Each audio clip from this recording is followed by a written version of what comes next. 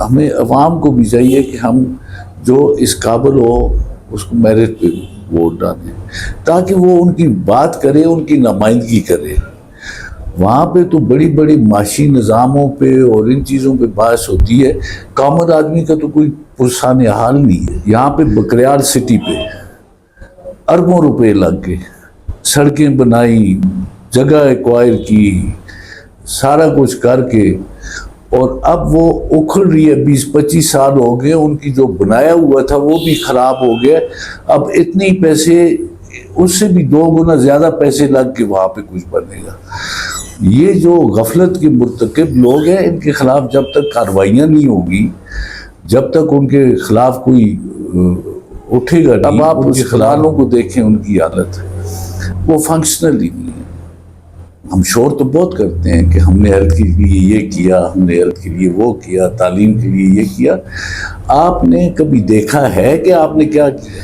کبھی مڑ کے کسی نے دیکھا ہے ان پیسوں سے بنا کیا ہے؟ وہ پیسے کہاں استعمال ہوئے؟ وہ تو آفیسرز کی اور ہمارے کچھ لوگوں کی جو کہ با اختیار ہوتے ہیں، ان کی صحبتیت پہ ہوتا ہے سارا.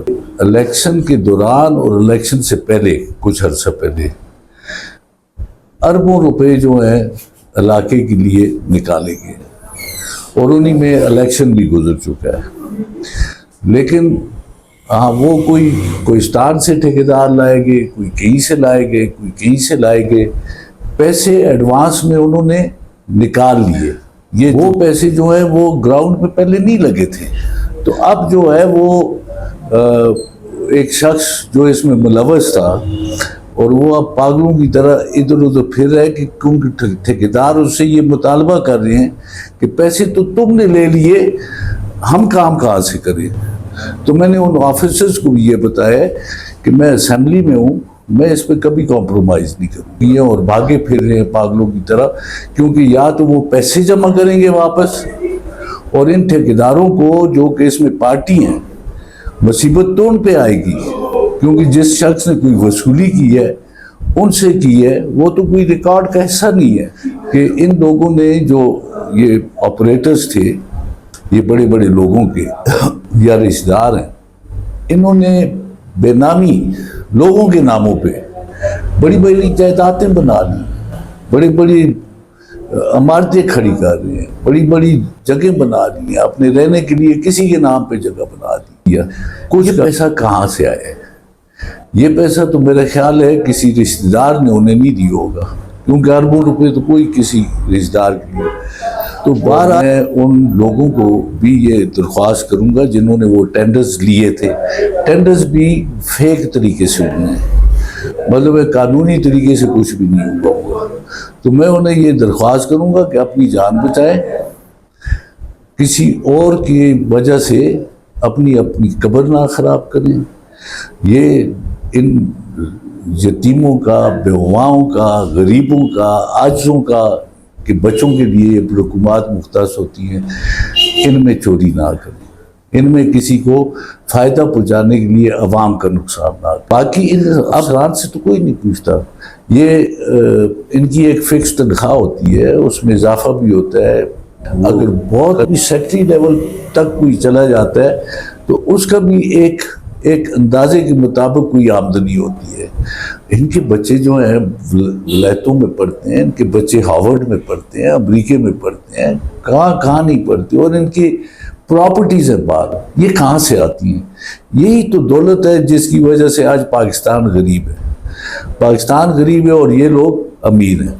وابٹا تو ایک مانسٹر ہے. وابٹا نے تو لوگوں کا جینا آرام کر دیا. اس طرح اب تو بلز کوئی افورڈ ہی نہیں کر سکتا. 14 قسم کے ٹیکس جو ہے وہ ایک اس میں دے رہے ہیں، اور پھر کہتے ہیں نان فائنل.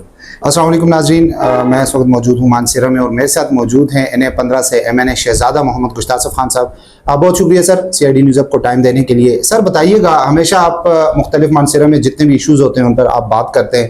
मानसेरा में बिजली का मसला हो या प्रोटेक्टर ऑफिस का मसला हो या चाहे जंगलात का या कोई भी इशू हो, सबसे पहले असेंबली में आपने ही बात की है। इससे पहले भी आप हमेशा मानसेरा के मसाइल पे काम करते रहे, जब जब आपको इक़्तिदार में, जब भी आपके पास वजारतें थी, आपने काम भी किया और मानसेरा में तरक्याती काम नज़र आ रहे हैं। इस वक्त क्योंकि आप अपोजिशन में और वफाक में बैठे हुए हैं, कौमी असेंबली में NA-15, तो सर बताइएगा, पिछले दिनों भी आपने असेंबली में बहुत सारे इशूज़ थे, उन पर बात की है। देखिए जी, मैं तो यूजुअली मानसरा के मसाइल पे बात करता हूँ और कौमी असेंबली के मेंबर का काम है कि वो पूरे पाकिस्तान को ज़ेर बहस लाए, जहाँ जहाँ भी किसी को कोई प्रॉब्लम्स है या जो पॉलिसी जो बनती है उसमें अपना किरदार अदा करे और कोशिश करे कि उसकी बात वहाँ पे सुनी जाए और कम से कम बात तो की जाए। तो इस दफ़ा भी मैंने जो बजट स्पीच थी, हमें तो बहुत कम टाइम मिला इसलिए कि हमारा ज़्यादा टाइम कंज्यूम हो गया, हमें इतना मौका ही नहीं मिल सका कि हम सारी चीज़ों पे बहस कर सकें। लेकिन मैंने कोशिश ये की कि मैं तो घर को भी हाईलाइट करूं और NA-15 की जिसमें से मैं मुंतखब हुआ हूँ उसके मसाइल पे बहस करूं। जिस तरह अब तनाउल के ज़िले के बारे में मैंने बात की कि वो एक रियासत थी और बड़ा एरिया है, कुछ हरीपुर तक हो जाता है, ज़िला एबटाबाद में भी वो शामिल है उसका हिस्सा। तो इसे इकट्ठा करके तो एक ज़िला बनाना चाहिए था, जो कि बहुत पहले होना चाहिए था, जब रियासत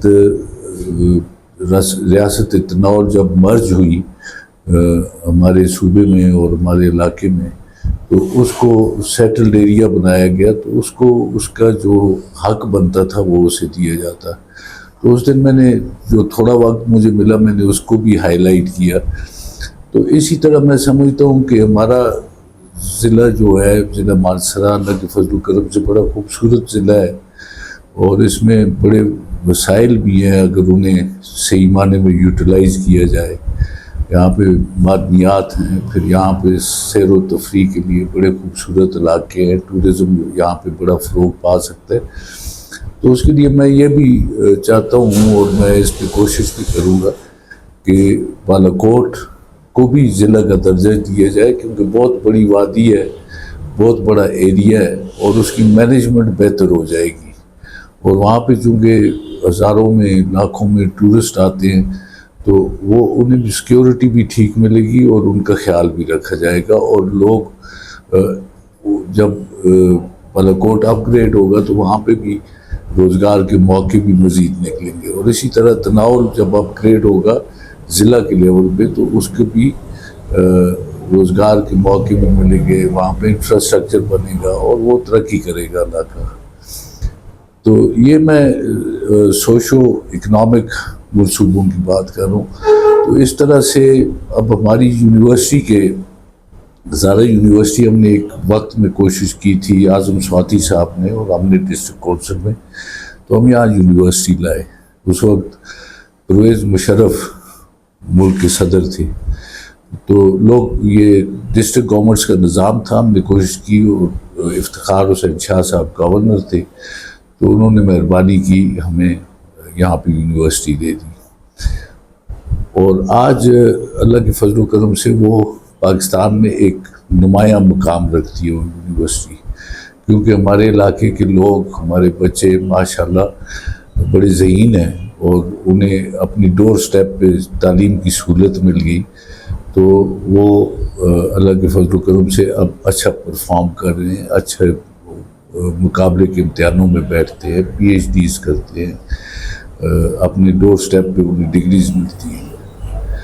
ये अलग बात है कि आगे रोज़गार के दरवाज़े महदूद हैं, लेकिन बहरहाल तालीम तो आम हुई उससे। तो मैं ये समझता हूँ कि अब इसे एक्सटेंड करना चाहिए। जिस तरह बडग्राम में एक कैंपस बना, उगी में बनना चाहिए, लसन नवाब साहब में बनना चाहिए। इसमें हम कोशां रहेंगे कि इसकी चूँकि ये सीट ऑफ लर्निंग है ये यूनिवर्सिटी, तो इसे एक्सटेंड किया जाए और इसमें मज़ीद इलाकों को भी शामिल किया जाए। तो ये चंद चीज़ें थी। अब हमने चूँकि सोशो इकनॉमिक मनसूबों की بہت سخت ضرورت ہے ہمارے علاقے میں. یہاں پہ را مٹیریل موجود ہے جس طرح کے معدنیات. اب یہاں سے گرینائٹ نکلتا ہے اور وہ باہر جاتا ہے, یہاں پہ اس کے لیے انڈسٹری کوئی ناکافی ہے. تو اس سیکٹر میں بھی کوئی ایک اور اسمال انڈسٹری اسٹیٹ یا انڈسٹریل اسٹیٹ یہاں پہ بنائی جائے, کیونکہ اب ادھر سی پیک بھی ہے, چائنا کے ساتھ بھی ایکسیس ہے, اور یہی جو سی پیک کا روڈ بنا ہے یہ کراچی تک جاتا ہے, تو یہ ایکسیس, اس سے ہمارے علاقے کو بھی فائدہ ہو, یہاں پہ کوئی اکنامک زون بنے. تو بہرحال ان چیزوں کو اجاگر کیا جائے گا, اس پہ بحث کی جائے گی. اور پھر کچھ چیزیں ایسی ہیں جو میں سمجھتا ہوں کہ لوکل ڈیولپمنٹ سے تعلق رکھتی ہیں. سکولز کا فقدان ہے, سکولز کی اپ گریڈیشنز کی ضرورت ہے, جو موجودہ سکولز ہیں ان کو بہتر بنانے کی ضرورت ہے. ان کو اب ریموٹ ایریاز میں سکول بنے ہوئے ہیں, وہاں پہ ماسٹروں کی, ہماری جو خواتین ٹیچرز ہیں ان کی رہنے کے لیے کوارٹرز نہیں ہیں, کوئی جگہ نہیں ہے, وہ بڑے دور دراز انہیں جانا پڑتا ہے, اور وہ ہیومنلی ممکن ہی نہیں ہے کہ وہ وہاں پہنچ سکیں. وہاں مرد نہیں جا سکتے تو خواتین کیسے پہنچے. لیکن بہرحال روزگار کے لیے انسان کی مجبوریاں ہوتی ہیں, جانا پڑتا ہے. لیکن جب وہ جاتی ہیں یا جاتے ہیں تو ان کے لیے وہاں سہولت ہونی چاہیے. تو مطلب عرصہ دراز سے ہمارے پرائمری سکولز بن رہے ہیں, ان پہ کام ہو رہا ہے, ایکسٹینشنز ہو رہی ہیں, تو لیکن ایک فقدان یہ ہے کہ وہاں پہ ٹیچرز کوارٹرز نہیں ہیں. اور ان جب یہ سہولتیں نہیں ہوں گی تو رورل ایریاز کے بچے بھی سفر کریں گے اور اساتذہ اکرام کو بھی تکلیف ہوگی. تو یہ چند چیزیں آپ دیکھیں, اسپتالوں کو دیکھیں, تو میں سمجھتا ہوں کہ اسپتال جو ہیں ان کا فوکل پوائنٹ جو ہے وہ پیشنٹ ہے. پیشنٹ ایک طرف رہ جاتا ہے, وہاں پہ جو آفیشل لوگ ہیں, اسپتال لگتا ہے ان کی ملکیت ہے, اور پیشنٹ سیکنڈری ہو جاتا ہے, اور فرسٹ وہ ہوتے ہیں جو عملہ بھرتی پیشنٹس کی سہولت کے لیے کیا جاتا ہے, وہ ادھر ماسٹر بن جاتا ہے, اور پیشنٹ کا کچھ خیال یا کوئی بات نہیں ہے. اس طرح اسکول جو ہیں وہ بچوں کے لیے ہوتے ہیں, اور جو عملہ بھرتی کیا جاتا ہے وہ ان کی سہولت کے لیے, ان کو تعلیم دینے کے لیے کیا جاتا ہے. لیکن فوکس اسٹوڈنٹس پہ نہیں ہوتا, ڈپارٹمنٹ پہ ہوتا ہے, اور یہ ڈپارٹمنٹس جو ہیں وہ ڈلیور بھی نہیں کر رہے. اب آپ دیکھیں کہ دنیا میں جو نظام رائج ہیں ان میں پبلک سرونٹس ہوتے ہیں تو وہ مینیجرز ہوتے ہیں, وہ لوگوں کو سہولیات دیتے ہیں, لوگوں کو کی سہولت کے لیے ہوتے ہیں, لوگوں کو ان دفاتر سے ریلیف ملتا ہے. لیکن یہاں کا کلچر کچھ ایسا ہو گیا ہے کہ یہ دفاتر جو ہے یہ مانسٹرز بن گئے ہیں, یہ ایک ایسی آفتیں بن گئے ہیں کہ یہ لوگوں کو غریب کرنے کی مشینیں ہیں. یہاں پہ لوگوں کو جن کے پاس کچھ ہے وہ بھی نکال دیا جاتا ہے. تو یہ نیچے سے لے کے اوپر تک یہ مسئلہ جاری. اب ٹھیک ہے, ہمیں نئے منصوبے بھی چاہیے, سارا کچھ, لیکن جو موجودہ چیزیں بنی ہوئی ہیں انہیں تو ہم ٹھیک استعمال کریں. ہمیں چاہیے کہ ہم یہ جو دفاتر ہیں ان کو لوگوں کی بہتری کے لیے استعمال کریں, اور ان پہ ہم نظر رکھیں, اور ان کی جو اس قسم کی حرکتیں ہیں ان کو چیک کیا جائے. اور پھر بڑا آسان مسئلہ ہے کہ ایک ہم سب لوگ اس ملک کے شہری ہیں, ہم سب عزت مند ہیں, ہم میں کوئی بھی نیچے نہیں ہے, کوئی اوپر نہیں ہے. اگر کوئی ڈپٹی کمشنر ہے یا ممبر ہے قومی اسمبلی کا, صوبائی اسمبلی کا, یا کوئی سیکٹری ہے, اتنی عزت مند ہر وہ شہری ہے جو کہ چھابڑی لگاتا ہے, جو بوٹ پالش کرتا ہے, جو کام کرتا ہے, اور وہ اپنی کیپیسٹی میں ایز انسان اس کے حقوق ہے, ایز شہری اس کے حقوق ہیں. لیکن وہ تو ان دفاتر کی طرف دیکھ بھی نہیں سکتے. انہیں تو اس بات کا علم ہی نہیں ہے کہ یہ دفاتر جو ہے یہ ہماری بہتری کے لیے ہے. وہ تو یہ سمجھتے ہیں انہیں کچھ دیں گے تو ہمارا کام نکلے گا، ہم نہیں دیں گے تو کام نہیں نکلے گا. تو اس طرح آپ عدالتوں کا نظام دیکھ لیں کہ لوگوں کا سمندر عدالتوں کی طرف جاتا ہے، آگے انصاف کا فقدان ہے. ہمارے کوئی نظام ایسا ہے کہ ان کی تاریخیں ہوتی ہیں اور واپس آ رہے ہوتے ہیں، فیصلے کیسوں کی نہیں ہوتے، اور اگر ہوتے بھی ہیں تو آدمی یا مر جاتا ہے، اسے وہ ملتا ہے، یا تیسری چوتھی پوسٹ میں جا کے اسے فیصلہ ملتا ہے. تو یہ سارا نظام، اس کو تو پہلے ٹھیک کریں، اس کو تو کچھ اس طرف توجہ کریں. اور پھر یہ کہتے ہیں کہ جی ملک کے معاشی حالات ٹھیک نہیں ہے، ذرا اس طرف بھی یہ غور کریں کہ معیشت کس طرح ٹھیک ہو. آپ اس پروٹوکول کو چھوڑیں، آپ ان گاڑیوں کو چھوڑیں جن کا پیٹرول ہی آپ پورا نہیں کر سکتے. اب پہلے بھی ہم نے حکومتیں دیکھی ہیں، اب بھی حکومتوں کا نظام ہم دیکھ رہے ہیں. اتنے زیادہ اوور ہیڈ ایکسپینڈیچرز ہیں جو کہ ویسٹ ہیں، جو کہ نہیں ہونے چاہیے، جن سے عوام کو کوئی فائدہ نہیں ہے. اور آپ دیکھیں کہ جہاں پہ ایک اے سی ہوتا تھا، اب ادھر 6 اے سی ہیں، وہ ایک اے سی ہوتا تھا وہ کام نکلتا تھا، اب 6 وہ جو 6 ہیں ان کے آپ مراد دیکھیں، ان کی تنخواہیں دیکھیں، ان کے پاس کروڑ سے اوپر کی گاڑیاں ہیں. اور آپ کسی سیکرٹریٹ میں چلے جائیں، وہاں پہ پارکنگ کی جگہ ہی نہیں ملتی، اتنی گاڑیاں ہیں، ان کا تو پیٹرول ہی پورا کرنا مشکل ہوگا. تو خدا را کچھ اس طرح کا نظام وضع کریں کہ بچت ہو اور پیسہ لوگوں پہ خرچ ہو، بجائے گاڑیوں میں پیٹرول پہ خرچ ہونے کے لوگوں پہ خرچ ہو، بجائے یہ ایلیٹ کلاس کی عیاشیوں کے یہ عام لوگوں پہ یہ خرچ ہو، ان کے بچوں کو روزگار ملے، ان کے لیے کوئی رستے نکلیں. تو میرا اسمبلی میں بھی یہی فوکس ہوگا اس پوائنٹ پہ کہ بھائی اچھی گورننس دی جائے، سستی گورننس دی جائے، سستا انصاف دیا جائے. کوئی اب عدالت کو جانے کا سوچ بھی نہیں سکتا کیونکہ اتنے اخراجات بڑھ چکے کہ آدمی کوئی درخواست بھی نہیں دے سکتا، کیونکہ اس کے بعد جو پروسیجر ہے اس میں جو اخراجات آتے ہیں وہ کوئی غریب آدمی یا مڈل کلاس آدمی، متوسط طبقے کا، وہ نہیں پورے کر سکتا. اور میں نے یہ اندازہ لگایا کہ ہم الیکشن میں تو لوگ ووٹ ڈالتے ہیں، میں تو اس بات کا سمجھتا ہوں کہ یہ ہمیں عوام کو بھی چاہیے کہ ہم جو اس قابل ہو اس کو میرٹ پہ ووٹ ڈالیں، تاکہ وہ ان کی بات کرے، ان کی نمائندگی کرے. وہاں پہ تو بڑی بڑی معاشی نظاموں پہ اور ان چیزوں پہ بحث ہوتی ہے، کامن آدمی کا تو کوئی پرسان حال نہیں ہے. تو بعض ہیں اچھے ممبرز بھی ہیں، وہ اس چیز کو بھی اجاگر کرتے ہیں. لیکن اب میں نے تو ہاؤس میں یہ بھی کہا ہے کہ جب ہم ہاؤس میں ہوتے ہیں، ہم تو رورل ایریاز میں ہیں، ہمارے علاقوں تک تو اب تک رسائی بھی بعض علاقوں تک نہیں ہے، کسی کو پتہ نہیں ہے یہ علاقے بھی ادھر ہیں یا نہیں ہیں. بڑے خوبصورت علاقے ہیں، بڑے آمدنی کے ذرائع ان کو ایکسپلور کرنے سے بڑھ سکتے ہیں، لیکن وہ تو توجہ ہی کسی کی نہیں ہے. تو جب ہم کراچی والوں کی، لاہور والوں کی، اسلام آباد والوں کی اور بڑے شہروں کی لوگوں کی جب باتیں سنتے ہیں اور ان کے مسائل دیکھتے ہیں جن پہ وہ باز کرتے ہیں، وہ چلا رہے ہوتے ہیں، رو رہے ہوتے ہیں، تو ہم اپنے مسائل بھول جاتے ہیں. ہم کہتے ہیں یار ہماری طرف بھی دیکھو، تو آپ کا تو پھر کچھ نہ کچھ ہے. اب توجہ کی ان لوگوں کو ضرورت ہے جن کے لیے دی ہی آپ نے کچھ نہیں ہے.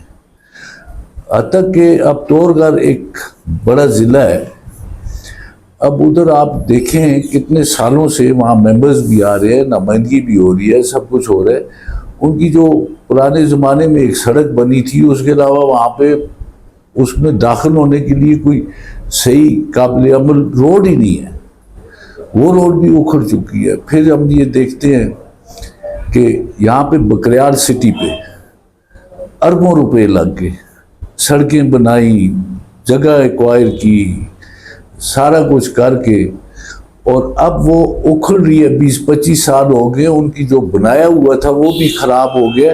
اب اتنے پیسے، اس سے بھی 2 گنا زیادہ پیسے لگ کے وہاں پہ کچھ بنے گا. یہ جو غفلت کے مرتکب لوگ ہیں، ان کے خلاف جب تک کارروائیاں نہیں ہوگی، جب تک ان کے خلاف کوئی اٹھے گا نہیں، ان کے خلاف جب تک کوئی اٹھنے کی تو ضرورت نہیں ہے، اس کے اوپر محکمے ہیں، اس کے اوپر چیکس اینڈ بیلنسز کا نظام ہے، تو وہ حکومت کی طرف لوگ دیکھ رہے ہیں کہ وہ کب یہ کچھ کریں گے. تو اس طرح متعدد اس میں اب آپ اسپتالوں کو دیکھیں، ان کی حالت وہ فنکشنل ہی نہیں ہے. ہم شور تو بہت کرتے ہیں کہ ہم نے ہیلتھ کے لیے یہ کیا، ہم نے ہیلتھ کے لیے وہ کیا، تعلیم کے لیے یہ کیا. آپ نے کبھی دیکھا ہے کہ آپ نے کیا کیا؟ اب ہم بجٹ پاس کرتے ہیں، میں نے تو یہ ہاؤس میں بھی کہا ہے، ہم بجٹ پاس کرتے ہیں، یہ سیکٹرز کو رقومات ملتی ہیں لوگوں کی فلاح و بہبود کے لیے. کبھی مڑ کے کسی نے دیکھا ہے کہ ان پیسوں سے بنا کیا ہے، وہ پیسے کہاں استعمال ہوئے؟ وہ تو آفیسرز کی اور ہمارے کچھ لوگوں کی جو کہ با اختیار ہوتے ہیں، ان کی صوابدید پہ ہوتا ہے سارا کچھ. تو اس میں سمجھتا ہوں کہ چیکس اینڈ بیلنسز کا نظام رائج کرنا بڑا ضروری ہے. اب میں نے جو سنا ہے، اور میں نے ایک سوال بھی دیا تھا اور میں نے متعدد سوال بھی کیے ہوئے کہ الیکشن کے دوران اور الیکشن سے پہلے کچھ عرصہ پہلے اربوں روپے جو ہیں علاقے کے لیے نکالے گئے، اور انہی میں الیکشن بھی گزر چکا ہے. لیکن ہاں وہ کوئی اسٹار سے ٹھیکیدار لائے گئے، کوئی کہیں سے لائے گئے، کوئی کہیں سے لائے گئے، پیسے ایڈوانس میں انہوں نے نکال لیے. یہ جو میرے علم میں بات آئی ہے یا مجھے کسی نے بتایا ہے، وہ پیسے جو ہیں وہ گراؤنڈ پہ پہلے نہیں لگے تھے. میں نے سمجھا کہ مجھے چاہیے میں اس کے اوپر سوال کروں یا اس پہ کوئی بحث کروں کہ یہ پیسے کہاں گئے. تو اب جو ہے وہ ایک شخص جو اس میں ملوث تھا، اور وہ اب پاگلوں کی طرح ادھر ادھر پھر رہا ہے کہ کیونکہ ٹھیکیدار اس سے یہ مطالبہ کر رہے ہیں کہ پیسے تو تم نے لے لیے، ہم کام کہاں سے کریں. تو میں نے ان آفیسرز کو یہ بتایا کہ میں اسمبلی میں ہوں، میں اس پہ کبھی کمپرومائز نہیں کروں گا، میں ہر بات اسمبلی میں لاؤں گا. اسمبلی فورم ہے عوام کا، اور میں عوام کا نمائندہ ہوں. میں کسی کو برا بھلا بھی نہیں کہتا، کسی کے بارے میں کوئی بات بھی نہیں کرتا. میں اپنا کام کروں گا جو حکومتی رقومات ہیں. تو اب دیکھا ہے ان سوالات کی وجہ سے تھوڑے تھوڑے کام انہوں نے شروع کیے اور بھاگے پھر رہے ہیں پاگلوں کی طرح، کیونکہ یا تو وہ پیسے جمع کریں گے واپس، اور ان ٹھیکیداروں کو جو کہ اس میں پارٹی ہیں، مصیبت تو ان پہ آئے گی، کیونکہ جس شخص نے کوئی وصولی کی ہے ان سے کی ہے، وہ تو کوئی ریکارڈ کا حصہ نہیں ہے. اور پھر میں یہ بھی یہاں پہ یہ کہوں کہ ان لوگوں نے جو یہ آپریٹرز تھے، یہ بڑے بڑے لوگوں کے یا رشتہ دار ہیں، انہوں نے بے نامی لوگوں کے ناموں پہ بڑی بڑی جائیدادیں بنا لی، بڑی بڑی عمارتیں کھڑی کر رہے ہیں، بڑی بڑی جگہ بنا لی ہیں، اپنے رہنے کے لیے کسی کے نام پہ جگہ بنا دی، کچھ کر دیا. یہ پیسہ کہاں سے آئے؟ یہ پیسہ تو میرا خیال ہے کسی رشتہ دار نے انہیں نہیں دیا ہوگا، کیونکہ اربوں روپے تو کوئی کسی رشتہ دار کے لیے. تو بہرحال یہ بھی ایک وقت آئے گا کہ جن کے نام پہ انہوں نے جائیدادیں دی ہیں، انہیں کچھ اس سے حاصل نہیں ہوگا، وہ انہی کے پاس رہ جائیں گے، لیکن قومی خزانہ جو ہے اس کا ضیاع ہو جائے گا. تو یہ اب انشاءاللہ یہ اب آگے بھی اجلاس آئیں گے، اور میں اسمبلی میں یہ سوالات بھی دوں گا، اور میں ان لوگوں کو بھی یہ درخواست کروں گا جنہوں نے وہ ٹینڈرز لیے تھے. ٹینڈرز بھی فیک طریقے سے ہوئے ہیں، مطلب قانونی طریقے سے کچھ بھی نہیں ہوا. تو میں انہیں یہ درخواست کروں گا کہ اپنی جان بچائیں، کسی اور کی وجہ سے اپنی قبر نہ خراب کریں. یہ ان یتیموں کا، بیواؤں کا، غریبوں کا، عاجزوں کا کہ بچوں کے لیے رقومات مختص ہوتی ہیں، ان میں چوری نہ کریں، ان میں کسی کو فائدہ پہنچانے کے لیے عوام کا نقصان نہ کریں. اب بھی وہ اگر باز آ جائے تو یہ اگر یہاں پہ سزا جزا کا اگر نہیں ہے، کیونکہ وہی لوگ اب پاور میں ہیں، اگر کچھ نہیں ہے تو ایک وقت یہ آئے گا دنیا میں بھی سزا ملے گی اور آخرت میں بھی آپ جواب نہیں دے سکتے. تو میرا یہی چند باتیں تھیں جو میں انشاءاللہ ہاؤس میں بھی کروں گا، اور میں کوشش کروں گا اور نیشنل سطح پہ بھی جو ہم سے کنٹریبیوٹ ہو سکا کچھ تھوڑا بہت جو ہمیں آتا ہے ہم کوشش کریں گے کہ اپنا پوائنٹ آف ویو ہاؤس میں نیشنل انٹرنیشنل مسائل پر بھی رکھیں. اچھا شہزاد صاحب، باقی تو ماشاءاللہ آپ نے بڑی تفصیل سے بات کی.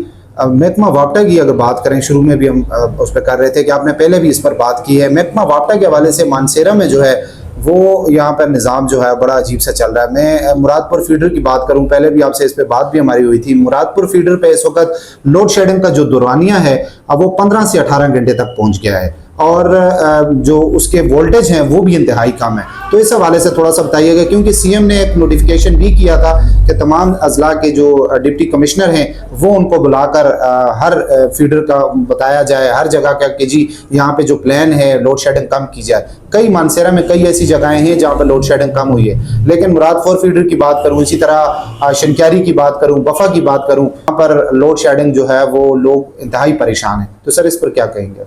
دیکھیں جی، یہ جو چیف منسٹر صاحب نے جو بات کی ہے یہ بڑی ٹھیک بات کی انہوں نے کہ ڈپٹی کمشنر کوآرڈینیٹنگ آفیسر ہوتا ہے ذات ضلع میں، اور اسے چاہیے کہ وہ نہ صرف ان کو بلا کے پوچھے بلکہ وہ ممبران کی بھی ان کے ساتھ میٹنگ رکھے اور ساروں کو اسٹیک ہولڈرز کو بلائے، پبلک کی نمائندگی ہو اور اس پہ بحث کی جائے، اس پہ بات کی جائے، کیونکہ ڈسٹرکٹ جو ہے وہ بنیادی یونٹ ہے اور یہ از خود بھی ڈپٹی کمشنرز کو یہ کام کرنا چاہیے، کیونکہ لوگوں کی پرابلمز کا جو سدباب کر سکتے ہیں وہ ڈپٹی کمشنر کر سکتے ہیں. وہ مرکزی حکومت کو بھی لکھ سکتا ہے، صوبائی حکومت کے نوٹس میں بھی لا سکتا ہے. تو یہ چیف منسٹر صاحب کا اقدام بڑا اچھا ہے، لیکن ابھی تک اس پہ کوئی عمل درآمد ہوتا نہیں دکھائی دیا. دوسرا جو میں نے یہ بات نوٹس کی ہے وہ میں ہاؤس میں بھی اٹھاؤں گا. محکمہ وابٹا اور جو ادارے جو فیکٹریاں یہ جو میٹیریل بناتی ہیں بجلی میں استعمال ہونے کا، جس طرح آپ ٹرانسفارمرز لے لیں، لائنز لے لیں، پولز لے لیں اس کی ایکسٹینشن کے لیے، تو میں سمجھتا ہوں کہ اب یہ تورگھر بھی میرے ساتھ ہے، تناول بھی میرے ساتھ ہے، ضلع مانسرے کے بھی ایریاز میرے ساتھ ہیں، بہت بڑا حلقہ ہے. تو اب میں یہ سمجھنے لگا ہوں کہ اب 30 سال پہلے جو ٹرانسفارمر لگا ہوا تھا وہ تو چل رہا ہے، یا اس میں کوئی نقص آ گیا تو بہت مدت اس کی گزر چکی ہے، وہ اپنی عمر گزار چکا ہے، تو ظاہر ہے وہ خراب تو ہوگا. لیکن یہ جو نئی لائنز لگی ہیں ان میں نئے ٹرانسفارمرز یہ لگاتے ہیں، سارا میٹیریل نیا یوز ہوتا ہے، تو ہر 15 دن بعد کسی نہ کسی گاؤں کا، بلکہ میں تو یہ کہوں گا کہ متعدد گاؤں کا ایک ساتھ بھی ٹرانسفارمرز اڑ جاتے ہیں، نقصان ہوتا ہے. تو میں سمجھتا ہوں کہ محکمہ وابڈا اور یہ میٹیریل بنانے والے لوگ جو ہے یہ ان کا کوئی اس میں بھی ہاتھ ہے، کیونکہ سب سٹینڈرڈ میٹیریل بنایا جاتا ہے جو لاسٹ ہی نہیں کرتا، جو ایک دم بھگ سے ختم ہو جاتا ہے، اور پھر وہ نئی ریپیئرز اور یہ نئے ورک شاپس میں جاتا ہے اور پھر نیا مٹیریل خریدا جاتا ہے، پھر نئی سرے سے وہ ہوتا ہے. پہلے بھی پیسے کماتے ہیں اور بعد میں بھی پیسے کماتے ہیں. سرکار کے خزانے سے تو پیسہ نکلتا ہے لیکن آگے یہ لوگ اسے اوپر نیچے کر دیتے ہیں، اور یہ کس طرح سے اربوں پتی بن جاتے ہیں. یہ کس طرح سے آپ ان کے سانسوں کا اندازہ کریں. پاکستان میں تو پوچھ گچھ ہے ہی نہیں ہے. یہ ہم سیاسی لوگ ایک دوسرے کے پیچھے باتیں کر کے تو کچھ کر دیتے ہیں ایک دوسرے کو برابر کرنے کے لیے، تو باقی ان افسران سے تو کوئی نہیں پوچھتا.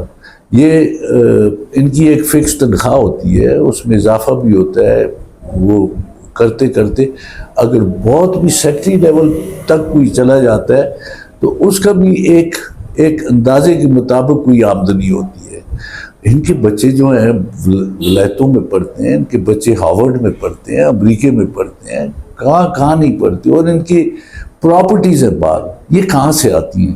یہی تو دولت ہے جس کی وجہ سے آج پاکستان غریب ہے. پاکستان غریب ہے اور یہ لوگ امیر ہیں. ریاست غریب ہے، اور ریاست کیا ہوتی ہے؟ ریاست تو لوگ ہیں.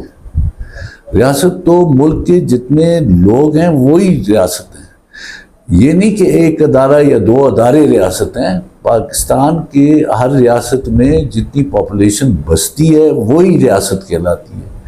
اور جب ریاست میں 90% جو ہے وہ بھوک کا شکار ہوں, ننگ کا شکار ہوں, افلاس کا شکار ہوں, تو 20% جو ہے وہ اگر عیش کر رہے ہوں تو وہ تو ریاست کی کامیابی نہیں ہے, وہ تو ریاست کی ناکامی ہے.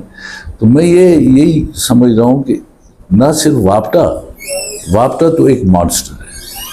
وابٹا نے تو لوگوں کا جینا آرام کر دیا. اس طرح گیس کا محکمہ آپ لے لیں, اس میں کیا سوئی ناردرن کو لے لیں, اس میں بھی یار اب تو بلز کو ہی افورڈ ہی نہیں کر سکتا. 14 قسم کے ٹیکس جو ہے وہ ایک اس میں دے رہے ہیں, اور پھر کہتے ہیں نان فائلر.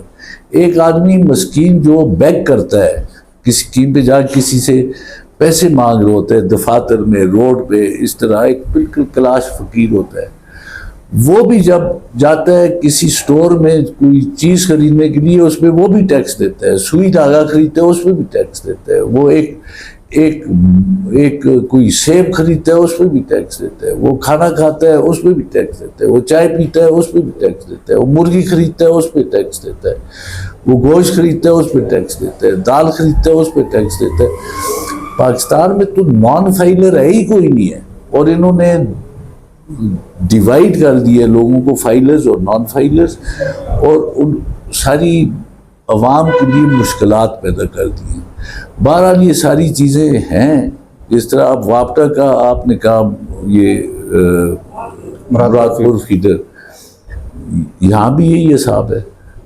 اب جو مراد پور فیڈر کو جو ایریاز سوٹ کرتے ہیں یا ٹچ کرتے ہیں, ان کے علاوہ جب اس پہ بوجھ ڈالا جائے گا تو بجلی میں کمی آئے گی.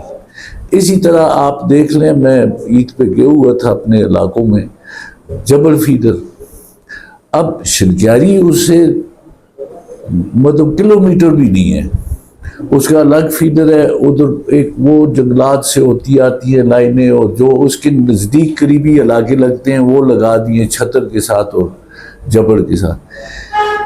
ایک مس مینجمنٹ ہے, پلاننگ ٹھیک نہیں ہے, کوئی اس پہ بحث نہیں ہے, کسی کے ساتھ بات نہیں ہے, لوگوں کو تو پوچھے ہی نہیں جاتا. اب ہم MNAs ہیں, ہمیں کوئی نہیں پوچھتا, ہم سے کوئی بات نہیں کرتا. MPs ہیں, ان کو کانفیڈنس میں کوئی نہیں دیتا. اور یہ ایک تسلسل ہوتا ہے کہ لوگوں کا نمائندہ جو ہے وہ لوگوں سے پوچھتا ہے, لوگوں سے پوچھ کے آگے وہ بات پہنچاتا ہے, اس پہ بحث کرتا ہے, اس پہ بات کرتا ہے.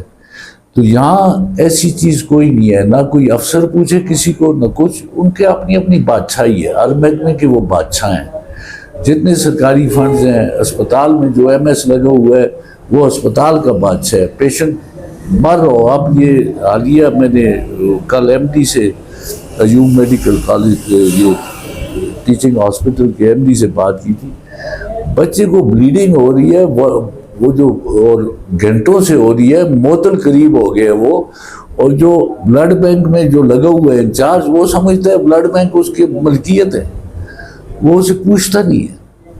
اسے پھر مجھے فون کیا, میں نے MD کو فون کیا, اس کے بعد بھی وہ بیچارے اٹھا کے لائے پیشنٹ مارسرا میں, کسی کو بیک کر کے انہوں نے خون دیا اور بچے کی جان بچائی. یہ حالات ہیں ہمارے اسپتالوں کے, یہ حالات ہیں ہمارے اداروں کے. اور وابٹا تو آدمی کو آدمی ہی نہیں سمجھتا. اسے تو بھٹو صاحب کے زمانے میں وہ کہتے تھے وائٹ ایلیفنٹ, تو یہ وہ بات صحیح تھی. پہلے تو وہ شاید چھوٹا ایلیفنٹ تھا, اب بہت بڑا اوور سائز ایلیفنٹ بن گیا. تو یہ ساری باتیں ایڈریس کرنی چاہیے حکومت کو. نئی چیزیں بھی ہونی چاہیے لیکن پرانی چیزیں بھی ساتھ ساتھ ٹھیک رکھنی چاہیے. اب ڈاڈر سینیٹوریم کو آپ لے دیں, پورے ایشیا میں وہ سب سے بڑا سینیٹوریم تھا, اس کی جا کے حالت دیکھ لیں. وہ اربوں روپے کے رقبے پہ وہ قائم ہے, اور میں نے اس کے لیے کوشش کی تھی کہ وہ میڈیکل کالج بن جائے. رقبہ فری ہے, سرکاری رقبہ ہے, عمارتیں بھی بنی ہوئی ہیں, لیکن کسی کے کام پہ جو نہیں رہی تھی. تو اب ہماری کوشش ہوگی ہم یہ چیزوں پہ فوکس کریں اور یہ نوٹس میں لائیں, ان پہ کام کروائیں. بہت شکریہ شہزادہ محمد گشتاسب خان صاحب, آپ نے اپنا قیمتی ٹائم دیا. ناظرین انشاءاللہ ایک نئے پروگرام کے ساتھ دوبارہ آپ کی خدمت میں حاضر ہوں گے. اللہ حافظ.